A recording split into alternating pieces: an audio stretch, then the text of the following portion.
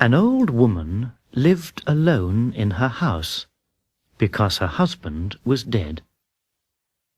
She fell down the stairs and hurt her left leg very badly. She telephoned her sister, and her sister came to her house and took her to the doctor in her car. The doctor cleaned the leg, and then he bandaged it.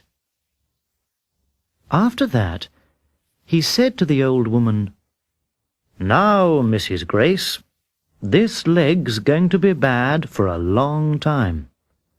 Don't run up and down the stairs in your house for a few weeks." Mrs. Grace visited the doctor every week for about a month, and then he said, "Your leg's quite well again, Mrs. Grace." "That's very good," said the old woman happily. "I hated climbing up and down that drain pipe to my bedroom every day.